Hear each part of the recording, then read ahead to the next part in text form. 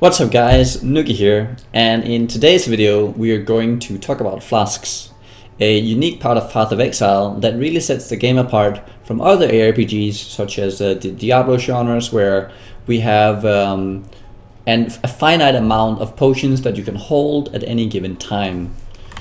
Pretty much what Flasks in Path of Exile would give you like an unlimited amount of usage as long as you gain the charges for them. So what do I mean when I say a charge? As you can see here, a life potion in Path of Exile currently has 21 charges here on the floor, small life flask. This means that right now it's holding 21 charges. You can use this one time for 7 charges, and it will give you 60 life over 6 seconds. I'll go out and I'll show you how this works. Okay, so we take some damage. We now start healing up. Now it's gonna heal until it's healed for the total of 60. It's gonna stop if it reaches max. Done. Let me show you something else here. I will now try and spam the potion like you would do in other games. As you can see here, it didn't give me more health per second. The only thing that happens is that you're gonna have two regens running at the same time. What this means is that if you spam these, only the strongest heal that you have currently available will heal you. So let's say that you click this. Let me reset here. So you can also go to town and reset your potions. Important to know. This will give you full charges on all your potions you've currently equipped. So see here, we are gonna use a charge. So let's assume that you're clicking this once and then you're clicking it again. We give it like 1 or 2 seconds in between. Let's say I didn't get to heal myself full and it kept healing me for the entire duration. When it's run its course, the second strongest is then gonna step into effect and will heal you for the last duration that it has. So whenever you click it, the duration starts. Then you click another one, 2 seconds later, it starts. But because they're the same strength, the second one is only going to get applied when the first one expires, and it's going to continue its course for the last 2 seconds. So that's how you overlap. The same thing goes for small potions, life flasks, and mana flasks. So the way it works is that whenever you then kill something, let me use a charge here. Okay, there we go. We used the charge. You can see here we have 14. Gonna kill a guy here. Oh, let's not die. So there we go. We have 8 charges. We now have 9 charges. So you can see as we're killing monsters, we're gaining charges. So we don't want to spam these when there are a life regen, and you gain charge by killing monsters. You gain 1 for white, 3.5 for blues, and 6 for rares. And then I'll show you the different types you can get. If you can see here, at level 4 you get one that gives you 120, at level 14 200. So what you can see here is that at certain levels a new type of flask is going to be available. You can often buy them at the vendor as soon as you reach that level. As you can see here, I can buy the small life potions at the vendor. When you hit level 4, you would like to have the medium flask available to you, and we would like to use it straight away because it's a huge survivability bonus for you. Then we have the large life, gives you 200 over 7 seconds. You can see there's a huge difference already at level 14. Then you level up 4 levels more, and you can see now they're getting you almost double 4 levels later. This is a crazy survivability boost. This in Act 2, when you get this means that you can pretty much stand still in a fight, just pressing the potion once, and you will survive just because of the strength of the potion.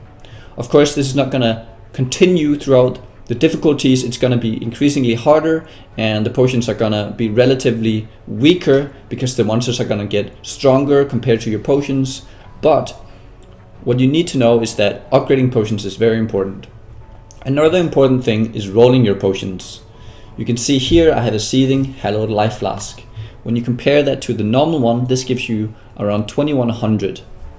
So this will give you only a third of its use, but it's instantaneous. So normally you would gain the 2050 over 8 seconds.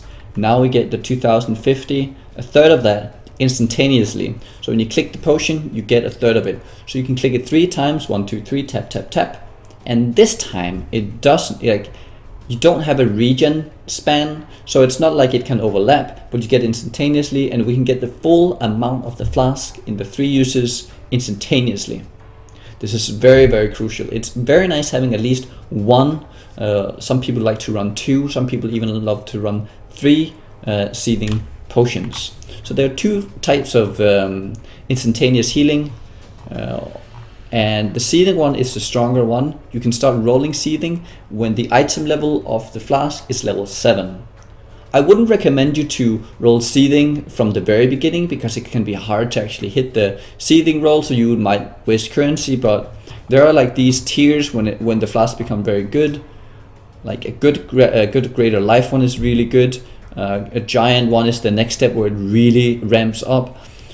And then we have a hallowed again. I would say these tiers, greater, giant, and hallowed, are the strongest tiers of life potions, where you should consider rolling a good one. By rolling, I mean you use some of your currency. You can use alterations as well. I'm currently out of alteration shards, but what you do is that you use a transmute, and then it becomes blue, and you can use alterations. I'll go over different types of currencies in another video, but you can use alteration shards to then roll your potions.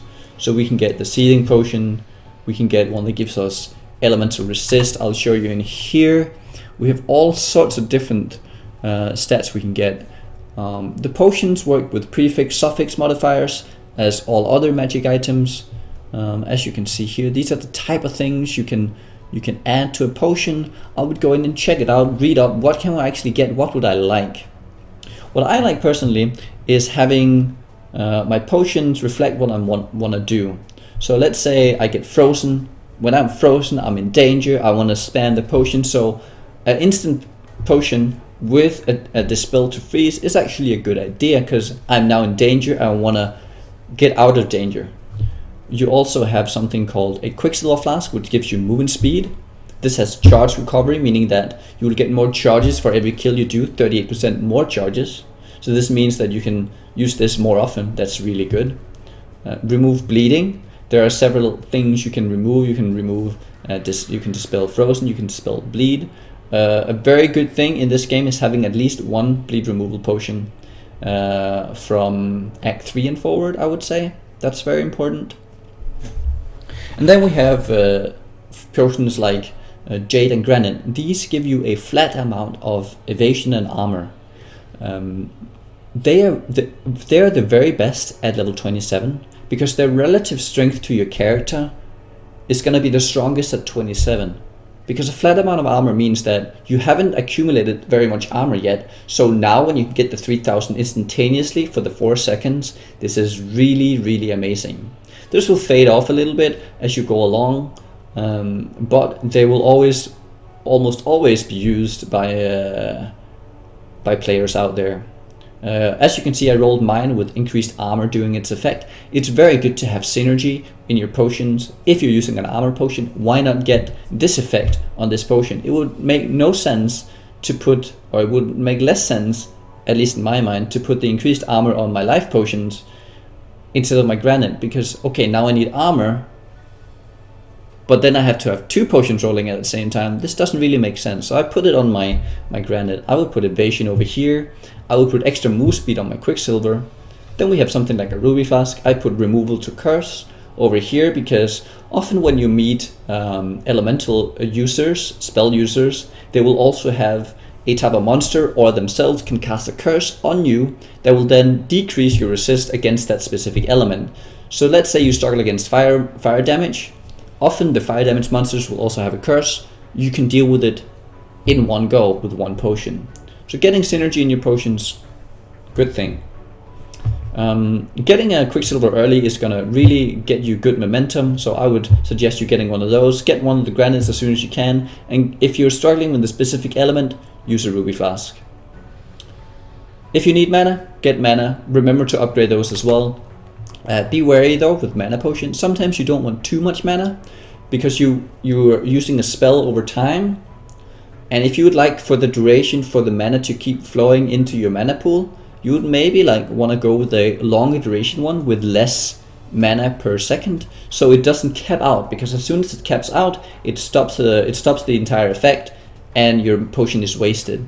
So let's say you're using a hallowed mana flask, but the only thing you actually need is a large one. It would then instantaneously use all your mana and you wouldn't get the continuous effect. So have that in mind when you use potions. Anyways, I hope this video was of use to you.